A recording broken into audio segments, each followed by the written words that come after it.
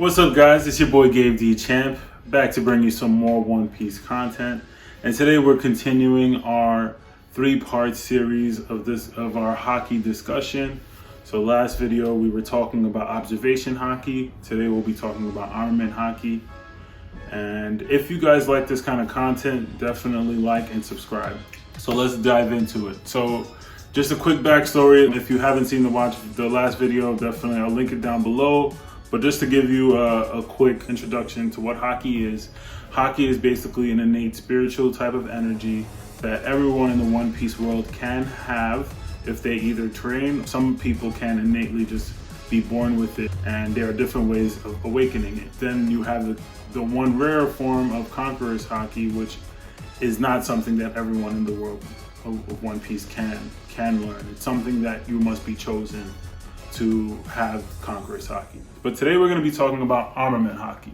So now, Armament Haki is basically using your spiritual energy to coat your body, different parts of your body, or even your whole body, to defend yourself and even attack in more advanced cases. So we're first introduced to Armament Haki where we weren't told what it was, and this is, like I was saying in last video, if you guys checked it out, the subtle moments that Oda likes to foreshadow things. This was something that he was going to explain to us much later down the line, but the first instance is when Garp punches Luffy in the post-Enies Lobby arc. So if you guys remember, when Luffy got punched by Garp, he was really hurt, and it wasn't like in a way that usually would hurt him because he's rubber. So he was kind of confused. Then we see it a few other times. In the Sabori Archipelago arc, Luffy gets attacked by Sentomaru. So when he got hit by Sentomaru, he was like, this is like another time that he gets hit, that he's like, yo, what is, like, how are people hitting me like this? Like, I don't usually get hurt, I'm rubber.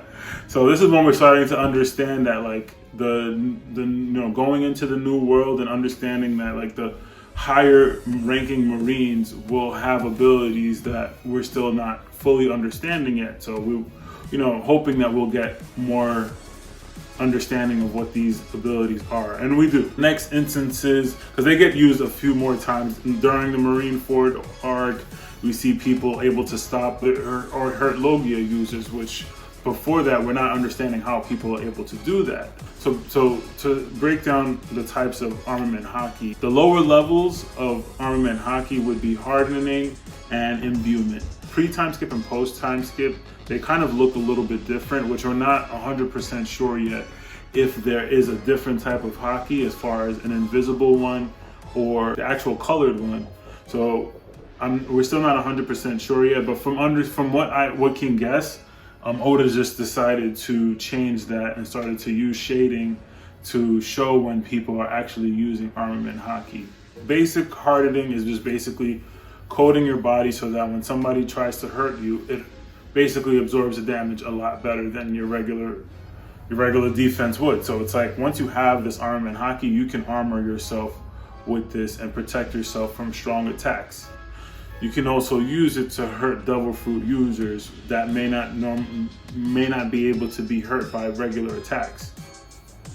As far as imbuement goes, we see that in Marineford early on when Shanks stops Akainu with his sword. So his sword didn't show, once again, the coating, but he had to be using Haki. That was the only way he can stop a Logia user like Akainu. Another time we see imbuement is on the Amazon Lily arc. This is before that, actually, when the Kuja actually armor their arrows so that they can cause a lot more destruction. So now we're going to get into more advanced levels of Armament Haki, because some people have gotten a little bit confused once we got into the Wano arc. So we get some explanation a little bit more on what advanced Armament Haki looks like, and that's basically being able to send some of your spiritual, emit some of your spiritual energy, and it hits somebody. So it's like I'm hitting you without touching you. I can hit you with my aura. Rayleigh explains this to us early on during Luffy's training, and he showed us without even touching the elephant, he was able to push the elephant back.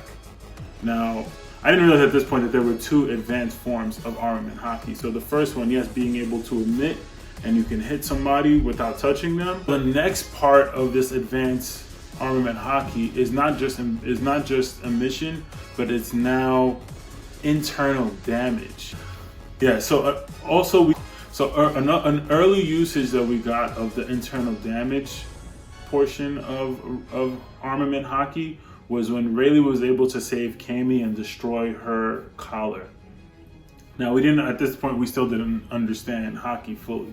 So when we get to Wano, Luffy mentions to Hyogoro that he wants to learn this advanced form of Haki. Hyogoro sees Luffy training. He calls the Haki that he's using, which is Armament Haki in general, he calls it Ryo.